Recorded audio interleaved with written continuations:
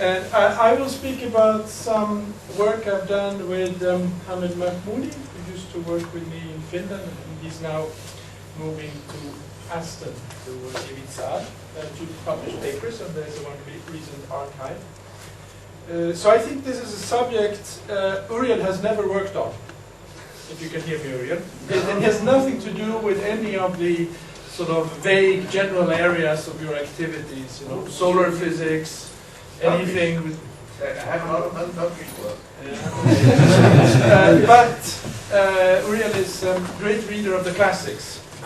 And of course, we as his students always had the impression that he had always read them. But now that we are a bit older, all of us, I think that maybe we can guess that not always.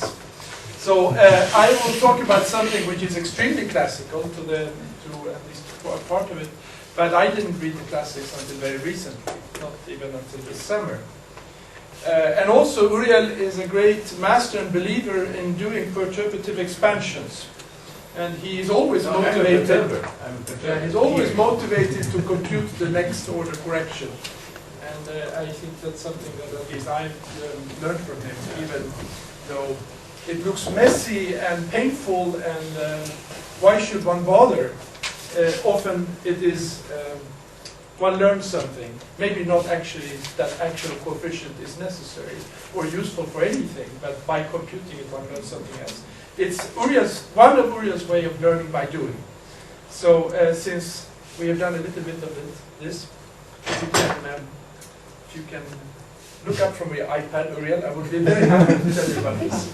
So, to tell you here, so this is something extremely classical, which we all learn, I guess, back in undergraduate years.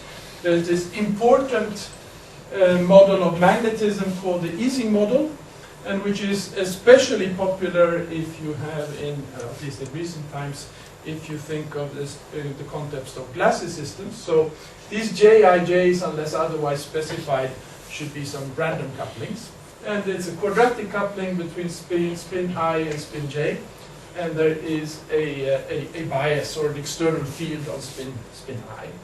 Okay, so the first thing you can do, which I think was done probably 100 years ago on systems of this kind, is to compute the mean field theory. So Mi is the magnetization at spin I, and it's related to the external field on spin I, and the spins which actually do interact with spin I, the other ones, the spins j, and so here's the coupling coefficient, and here's the magnetization of spin j.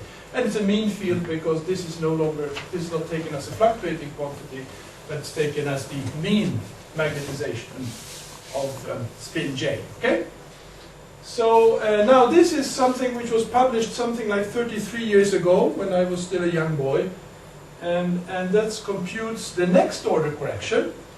And I don't believe that this equation had been computed before these gentlemen published it in the context of spin glasses. So it gives a next order correction. You can see if this Jij is a small quantity, or if beta is a small quantity, then Jij squared should be the next order quantity, right? And the correction is of this form. And if you look up the original paper, the classic paper, then you can see that actually there are several ways, there are 3 ways of arguing this equation in that paper. There is one in only one sentence. It says using the cavity approach, which maybe not all of you know, but I will cover that a little later.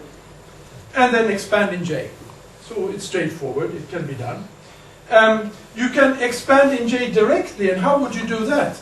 Well, going outside a bit of this classic paper, you could say, now, let me look at the uncoupled models, all the Jijs, which has the a probability distribution as close as possible to this probability distribution. And how do you do that?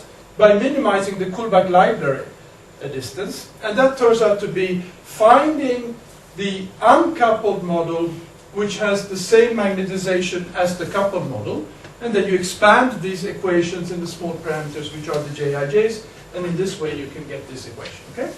Which is now 30-something years ago.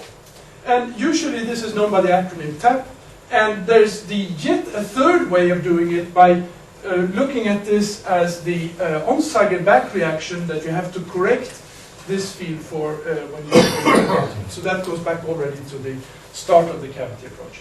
Well, the solution could be in Onsager's unpublished works. It could be. So now I'm moving closer to the topic of the talk. Let me now look at the mean field theory of dynamic easing systems. So this would be a probability distribution over whole spin history, and each spin, for simplicity, I'm going to stay with the parallel update rule. So each spin at each time is updated according to a rule which you have given here.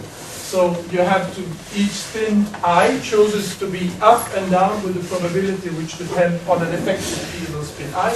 And this effective field is very similar to the one we had before. So there's an external field which we can allow to be time dependent. And then there's a coupling which we write in the same way.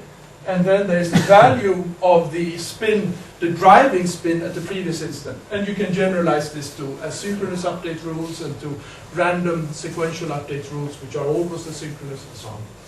But so let's, for the sake of simplicity, let's stay to the parallel update rule. So if these Jij's are symmetric, then this is a way of, and you do this many times, this is a way of simulating the Boltzmann-Gibbs distribution which I had on the previous slide. So you would know that if the Jij's are symmetric, and this would describe an equilibrium system, you would have the same stationary state as on the previous slide. What you can also do is that you do not necessarily assume that the Jij are symmetric, and you're looking for the time-dependent magnetization of spin I. And this obeys an equation which up to this was known for quite some time. It's called dynamic mean field, goes back to papers by Sampolinsky and others a long time ago. So you can see that to smallest order in Jij, it's a Markov process. The magnetization at time t for one spin depends on the magnetization at the previous time at time t minus 1. Now, the next order correction was only computed first time in a paper published in PRL this year by John Hertz and Yasser Rudi. And that is a very complicated argument, essentially the Martin-Sidger-Rose formalism in the generating functional formalism. It is quite messy. It was recomputed by Marc Mézard and his student Scelariu by another method in a later paper also this year. And we now have a third computation, which is again the kind of computation by minimizing the Kullback-Leibler distribution to an independent model, a time-dependent but independent spin model.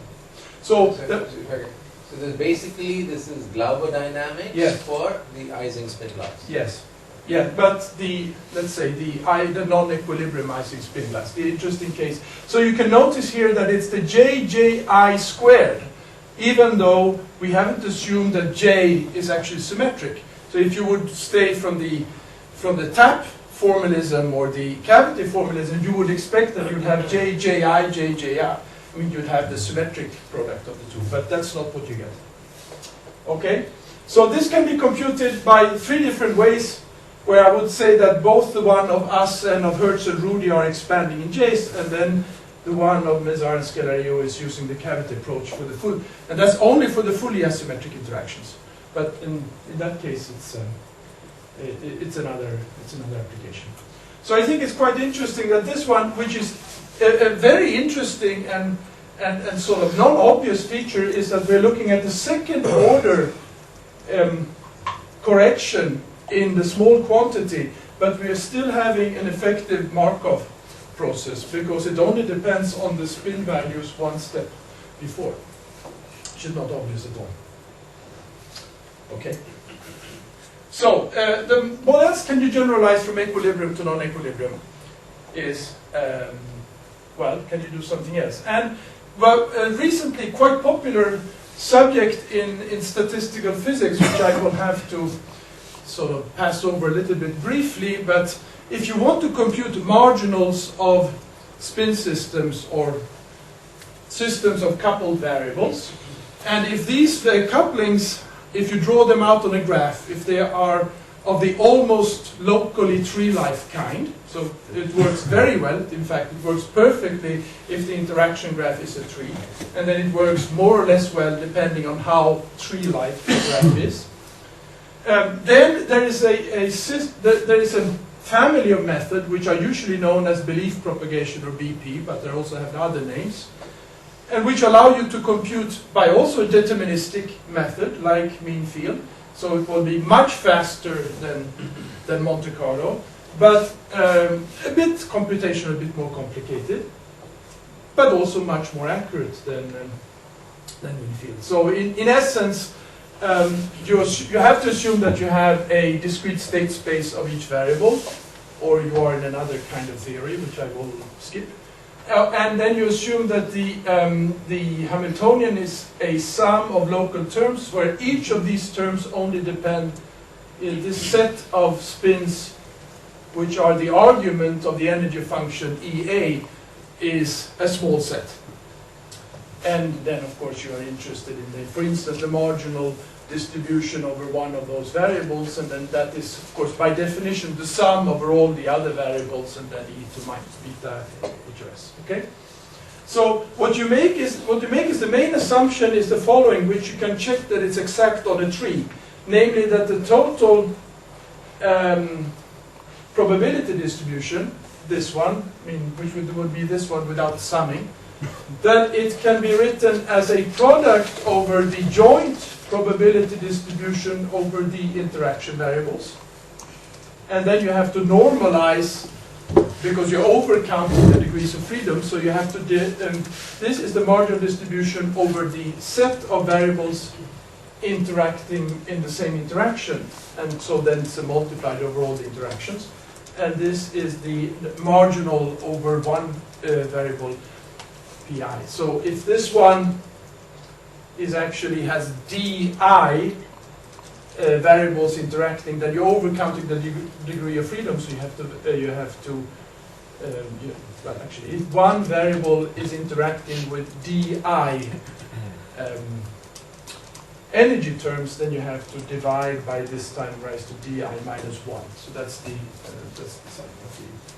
And if you do this, then you can write both the entropy and the internal energy as a function only of the energy functions here and of these marginal probability distribution. So you can make a variation. You can compute the minimum energy by varying these marginals over sets of interacting variables and these marginals over single variables.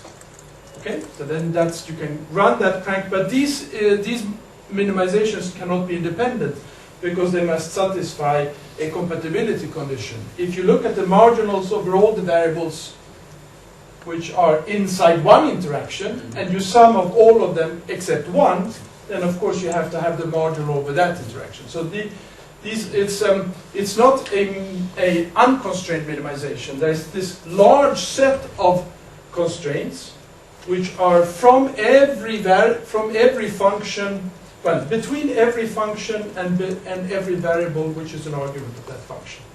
There's a lot of supplementary conditions. But these gentlemen, well, the algorithm was known before, but this connection to statistical mechanics was done 10 years ago, more or less, and now there's a canonical monograph by Marc Mézard and Andrea Montanari which explains this in all possible detail that you could possibly want. Okay. So here's the graphical illustration. You have to think that this graph of interaction is almost tree-like. The squares represent interactions and the small rings represent variables. And now it turns out that these compatibility conditions that makes that you cannot do this as an unconstrained minimization over the trial free energies. You have to enforce them as Lagrange multipliers, and these Lagrange multipliers, you can split them up into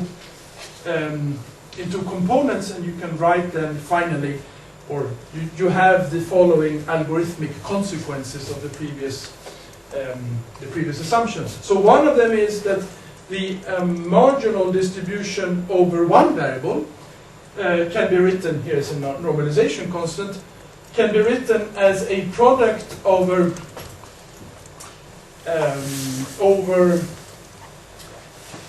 functions which are, so here's the variable, and this is a function which takes as its argument only this variable, but it's indexed by the function it comes from, which in this case is mu. It's usually called the message. So this is the message interpreted as a message from function node A to I, and it should be thought of as, in fact, it's a linear transformation of the Lagrange multipliers. So this is the output, and if you can compute these ones, you have a quick way of finding the marginals, which is exact if the interaction graph is a tree, and which is expected to be good in other cases. Now these ones, they obey these compatibility conditions, which are usually written, canonically written in two ways like this. So you can see here that if I'm looking at this kind of message, which I'm using here, it's the message that this function sends to this variable. It's the product of the messages in a previous step, which the other variables in A is sending to A. So that's these terms here. And then you have this local energy term, which is the one with which you define energy. And of course, here's another normalization constant, which you can use or discard as well. Okay, and then you have these on the other side, you have that the message in an earlier case of this type, when this this variable would send to this function node, which is this one. Well, that's given again by these input messages from the others. So the topological interesting part here is that all the messages are never sent back. So if J sends a message to A in one step of this algorithm, in the next step of algorithm, A sends a message to I. But that one doesn't depend on the previous message which I sent to A. That is only sent these ways. So these sums, these products here where J is in the neighborhood of A except I, and B is the neighborhood of I except A. These two are really crucial for making this an interesting thing. So this is BP, which of course underlies extremely many applications in information theory and signal processing. It's in all the standards of cell phones, so you all have a machine, and I guess almost all of you have a machine, or many machines maybe. These days people have more than one cell phone. So you have one or several machines in your pocket which uses this kind of technology in real time. Okay. So now I want to go back to the kinetic Ising model, and I want to say, can I somehow, since it was possible to generalize both naive mean field, or the first order mean field, and the tap solutions to the kinetic case, can I also generalize the cavity method or belief propagation to the kinetic Ising case? Okay, so the straightforward way is to say, okay, this is my joint probability distribution over the spins or the spin histories. It's given here. And can I introduce, if I say instead I have the whole, this is the probability distribution written as all the spins as time 1 and so on until all the spins at the last time. But I could also say I take the whole history of the first spin, the whole history of the second spin, and the whole history of the third spin, and I'm looking for the various interaction terms in these coefficients, and I want to see, is this locally a tree-like stuff? And of course it's not at all. Okay? Because why? Because I have the following term. If I is the spin, I want to see if it interacts with something. So if I is driven by two other spins, J and K, in this case, then I have, among all the other terms in this product describing the joint probability distribution of the spin histories, I will have this one and that one. So I have sigma IT, that's for some time t, I have the value of spin I, and I have it in two places. But then on the previous time, I have the value of spin j, which drives spin I, which is the previous one. Okay? So these are, and there could be more couplings driving spin I, but I've just picked two of them. And then, of course, I will have these terms, and I will have them for every t. And there will be, you know, these terms again and again. But then there's also the normalization condition in the one-time update, which will not include the spin I, but it will include the cosine hyperbolicus of spin j and spin k. Okay, and dots here meaning that if there are other spins driving, it look the same. So this is obviously, if you look at this as an interaction between spin histories, it's an interaction of, it's a loop of length 3, because the spin history of spin I interacts with the spin history of spin j. The spin history of spin I interacts also with spin history of spin k with a one-time sort of delay. But also the spin history of spin j and spin history of spin k will interact because they are both part of the normalization. And so this is disaster and shouldn't, anything like belief propagation shouldn't work. Okay, but there is a trick, which is that we will now go beyond, or we have to modify the usual belief propagation and remove, in fact, both the node describing the interactions and the normalization. And so here's a trivial equation saying that the marginal probability distribution of the spin history of spin I, it's the same as the marginal distribution over the spin histories of the spins in the neighborhood of I. And this is the conditional probability of observing spin I, spin history I, given that we have observed the spin histories in the neighborhood of I. Okay, so this is just a trivial equation, trivial definition. But then you can check, and that is a specific property of this model, that this marginal distribution here, which you don't know how to compute in principle, can be written as a cavity distribution. And a cavity distribution of the type where I've taken the original interaction graph, I've removed the spin I and all its direct interactions, all of things driving it, and also, all the things which drives it, and also all the normalizations. And if I only adjust the external fields in a very particular way, I will say that this marginal distribution of these ones is in fact the same as the cavity distribution of these ones. Which means that in the first equation, I can plug in this cavity distribution, and this cavity distribution has the same kind of, you can run the same kind of stuff as on BP. So you can assume that it's factorized and so on. And it's done, but I think in a, let's put it this way. I mean, these guys were the pioneers, but it is not so easy to read. But I think that our more recent paper is more clear on this point. What the real approximations are. Okay, so then you have, now there is a kind, so the answer to the question is, yes, there is a kind of belief propagation or cavity method on spin histories. And it is in principle exact if the interaction graph is a tree. And it should be very good if the interaction graph is not a tree. But it's usually not so practically useful because it's you have this property that is actually a function of our whole history. So it's really, complexity is really very large. This is now very big, and it gets increasingly large the larger is the time, of course. So you could use it to get almost exact results for a few times, but you could not use it for very long times. Is it exponential in time? Yeah.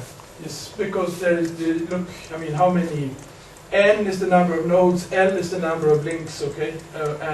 And so this is sort of counts on how many of these messages you have. And 2 to the t is how many functions you have to take into account. Actually 2 to the t plus 1 if I keep the first one also. Because simply the arguments, there are many different arguments. Okay.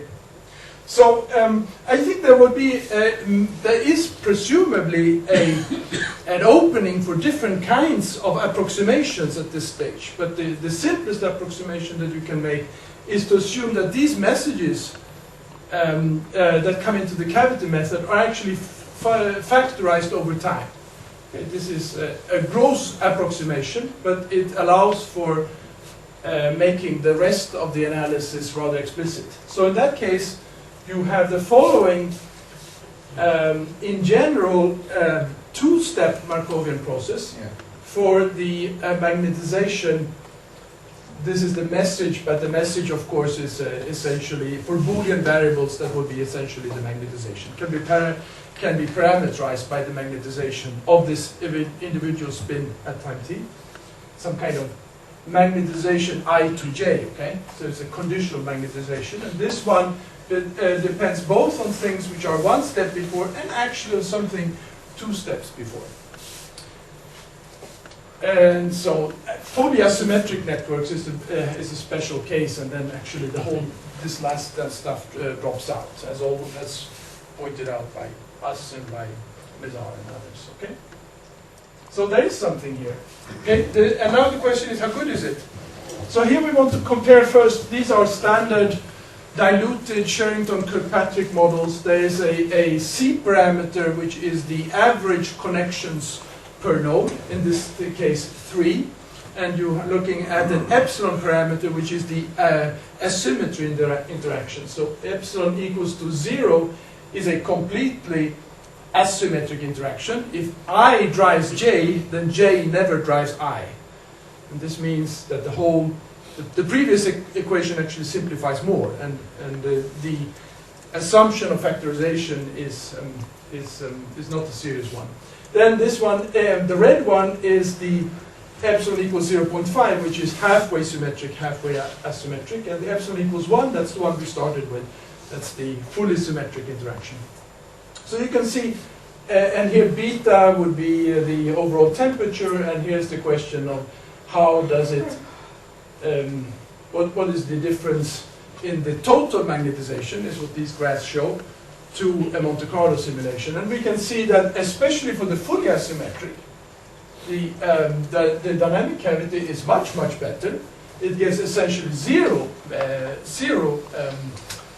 difference, even for any beta, which actually is consistent. But it's also much better for the intermediate case. You can see that for much higher beta, it converges and gives a better result. And this is maybe more... There are no competing interactions here, no ferro and anti-ferro. Yeah, sure. These are Sherrington-Kirkpatrick interactions, so all the JIJs are randomly chosen. They're Gaussian. Yeah, I think this one is for Gaussian or binary. We have done both. Okay, so here's maybe an nicer one. This is for just one case of C, and this is for a fully asymmetric network. And you can see that if you run Monte Carlo for a long time, you compare Monte Carlo by spin, what is the magnetization here, and what is the predicted one for three methods. So the green one is the standard mean field, the red one is the tap, and the blue one is the dynamic cavity method. You can see that for small temperature, they all lie on the line here. Slightly bigger temperature, you can see that the green and the red starts to diverge. There are some outliers. And even higher, you can see that the red and the green are really far off, but the blue one is still on the diagonal. So this is for the fully asymmetric one, where we previous slide showed that the difference is 0. Here you have it for symmetric networks, and you can see that, well, the cavity method is still better. In this case, the tap is better than main field. And curiously enough, there seem to be some subsets which are well predicted, because there's some trace left, even though they all work badly in the low temperature regime, high beta regime. Okay? So maybe I have only 2 minutes, and I will say, so what could be the use of it? Well, one could say that determining the stationary state of a Markovian chain or Markov process is a rather general problem. So there should be some, only we haven't found them yet. And so for finite dimensional physics, probably not, because lattice graphs have short loops, and so then there's usually a lot more work is needed before these methods can work. We had some hopes that maybe you can find some modern population genetics, but we haven't nailed that. There is already a paper doing something similar for games on graphs, so this is a popular subject in some circles, and then you should look on these papers by Montanari. There's a later one as well. There's probably some rather exotic problems to find the stationary state of networks of fuse, which I will skip, but you can find it by looking at kind of networking applications. There's certain models of handover and so on. But these are papers are a bit old. So conclusion is that the dynamic cavity method is computationally feasible within the time factorist approximation, and it's much faster than Monte Carlo. It's quite accurate. And I didn't show the ferromagnetic phase, but we have them as well. And it's also substantially more accurate than mean field on spin glasses. And so far, except for the fully asymmetric case, it works for stationary states, not for transients. Well, and that's a special. So we still need good applications. And with this, I stop. Thank you. Time for a few questions. Surya. Can you give one example of a practical problem where you have hopes that these methods can pay off? That's, except for these ones, you mean? I mean, this is a very practical problem, but well, who knows? We had some ideas. We've been working, us and many others, on inferring from data the interactions in kinetic Ising models, which should be useful for inferring connections between neural systems from neural traces. And that's not only us, I mean, including John Hertz and Yasser Rudi, but also Simona Kopko and Mona Son and Leibler and many others have worked in this direction recently. So maybe this is one way. I mean, these approximations usually at some point use the either the dynamic mean field or the dynamic tap. And now, of course, there is a possibility that using dynamic cavity, dynamic VP, can improve on the inference. I didn't put it in the main talk because I think there's actually a better way. Not so it's off the agenda, if you might say so. But this is one sure practical application. When you say Sherrington-Kirkpatrick, you mean the infinite dimensional thing? Well, I mean it's in this sort of standard parlance today. So Jij's. Everything interacts with everything else. Not quite. I mean, Jij has the expectation value 0, and then the variance of the Jij is in the way we make it 1 over c. Okay, and then also we say that for each I, only about C only about C Jij's are non-zero. Okay, so that's a dilute Sherrington-Kirkpatrick model. If you have it completely connected, you will have lots of short loops, and this cavity method will not be better than the original one, and it should stay with me. Okay, if there are no more questions, let's thank everyone.